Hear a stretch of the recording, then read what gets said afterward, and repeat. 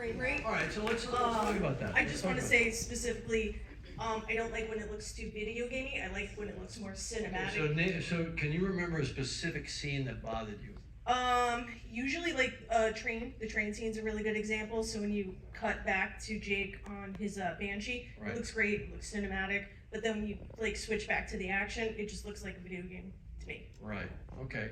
Now the thing is that standing here right now, I can't actually remember specifically which shots are 48 and which aren't. And I think what I think is happening is that some people are more sensitive to it than I am. So how many people like the way the underwater scenes looked? Okay. So here's an interesting factoid. Every single underwater shot in the movie is at 48 frames. Every single one. And that was just a blanket decision we made once we started seeing the stuff. Then we tried to use it to fix 3D problems in other parts of the movie above water. And I think we're trying to find out more about this because I think there are people that are bothered by it more than others. So speaking not about the underwater shots, because we've already said we like those, in the above water stuff, who noticed the difference between 48 and 24? I'm guessing maybe half the audience, right? Okay, so of the people who noticed, who were bothered by it and would have preferred it wasn't done that way? Okay, so there are people that are legitimately bothered by that. Yeah, so thank you for that, by the way. This is very helpful because some people are having like a fairly strong negative reaction to it, and it seems like the vast majority don't really care that much, but our goal is to try to do it better. Good. Next time. So if anybody wants to make a specific comment on this, are you on the 48 thing? Yeah. So I actually saw the film in Dolby Cinema high frame rate first, and it bothered me so much it got in the way of whether I actually liked the movie or not. And so I went back and watched it 24 frame 2D, and I fucking loved the movie. Excuse my French. But I absolutely, Not in every theater. yeah. So I actually went out of my way to find a way to watch it without it, to see the differences. So you liked it better. So I liked it better without the high frame rate. Okay. Well, Interesting. All right. So that kind of leads to another thing. So, how many people have seen the movie in 2D and 3D? All right, that's actually a lot. All right, so in that group, is there anybody that liked it better in 2D than 3D? That's significant. All right, that's okay. Don't. You're not insulting me because I take a lot of. Just so everybody knows, the pride of authorship that I take in the cinematography and the composition and the shot design and the camera movement and all that stuff, it doesn't change between 2D and 3D. It's 98% the same movie, and I happen to know that some people either don't see 3D well or they just don't like it, or they don't like the weight of the glasses, or they don't like putting the glasses on over their glasses, or whatever it is. And it's totally cool to see the movie in 2D. Our work, doing the effects, doing everything change. we do. The script doesn't change, the performances don't change. So the 3D is there if you want it. You've already had your bitch.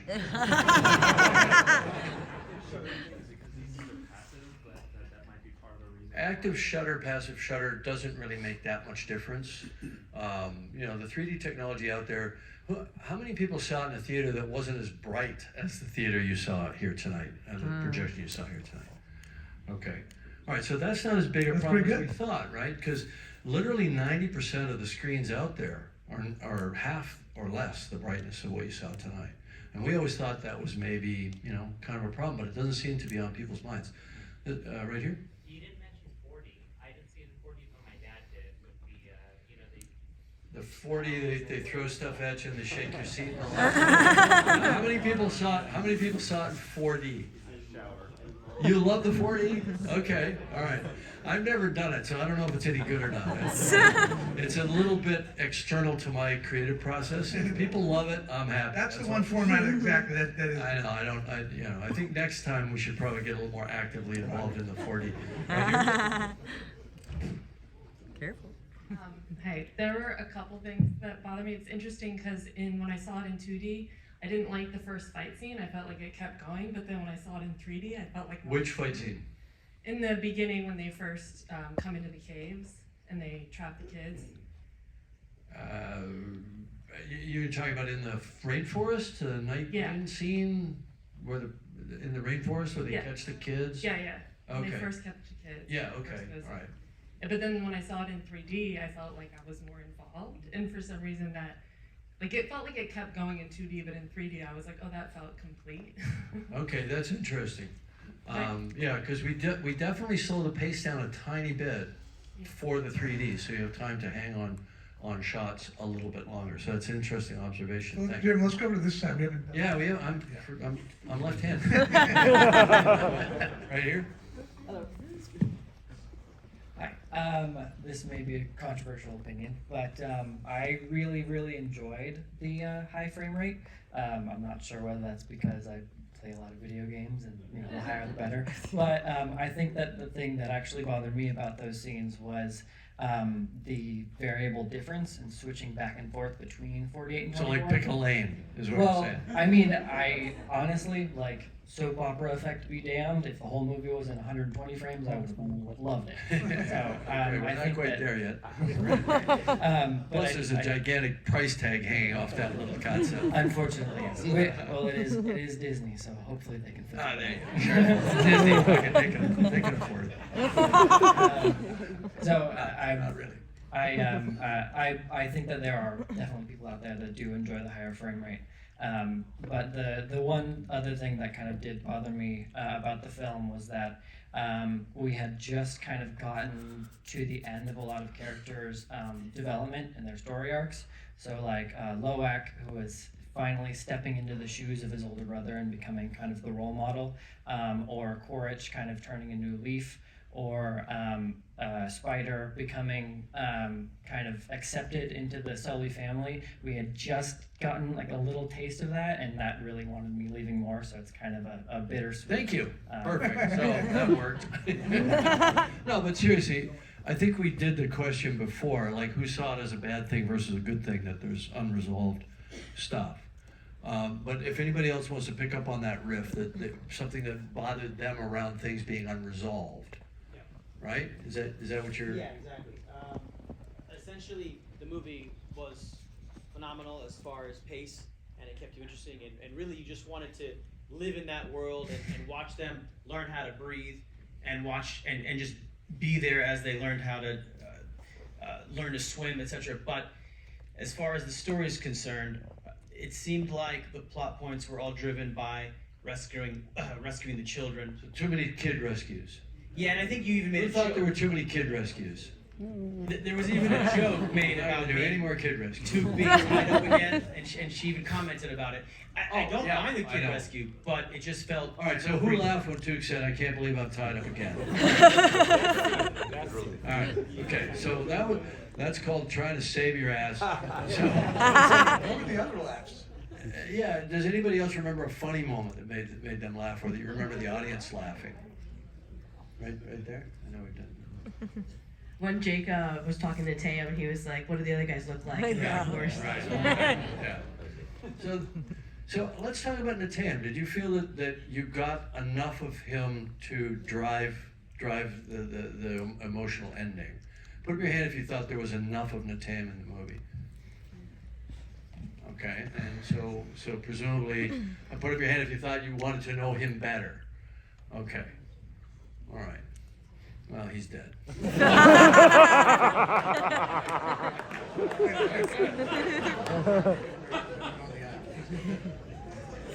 Right here. I'm getting old, so I want to know more about. You're not old, trust me. I want to know more about the human aging being stopped. Oh, yeah. Okay. So, did anybody feel that was like you're talking about the Amrita, the stuff from the Tulkun? Yeah. So you want to know about the human aging part. We're just trying to think of like what would really drive people, like what would really be worth something. We never tell you in the first movie what unobtainium is for. I know what it's for, but we never tell you what it's for. It's like, who saw Pulp Fiction? Okay, all right, who saw Pulp Fiction? All right, they open that briefcase and that glow comes out. They never tell you what's in the damn briefcase. But we figured we'd give it a purpose, right? So the human aging, but we don't say how. But obviously it would have to be something. These guys are smart enough on Earth to create avatars. So genetic engineering, they can do all kinds of amazing, biogenetic stuff in the future. So why can't they make Amrita? They should be able to synthesize it, right? True. Well, we got an explanation. Yeah, right here. Yeah, I want to talk about. I want to talk about one thing which bothered me in Avatar 1 and 2 both. We have shown Jack as a character who know what's going on, who know how to plan, who know what decision to make, and most of the time, right decision. But I think when in the end when he said the spider is his son who is replacing the son who died. Right. But we Son didn't for his son. Yeah, son for his son. But we didn't conclude a spider character clearly that one side is saving his dad, who is against his so-called Right. new He's the dad. enemy.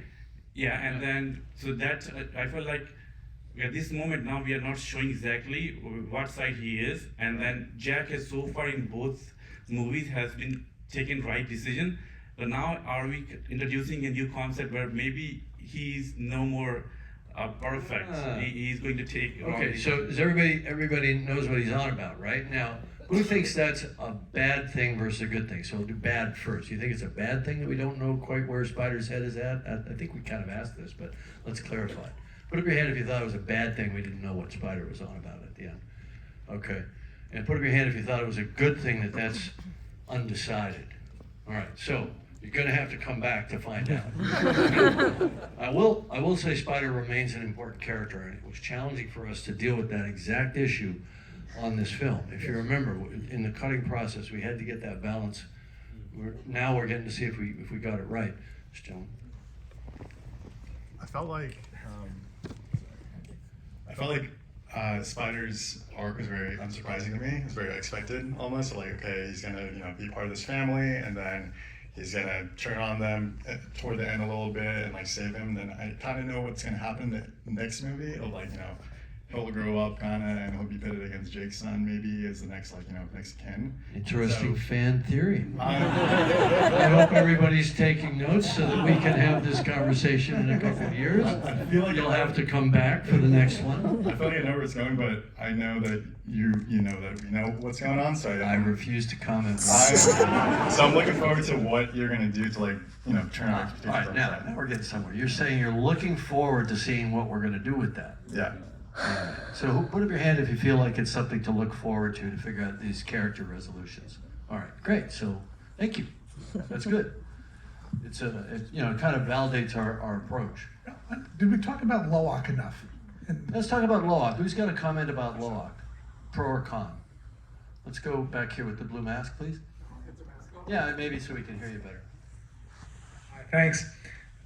What kept me coming back to this movie a couple of times is Loak's introduction to Payakan, and when Payakan is revealed to be a sentient, emotional, real character and says it's too painful, and they bond over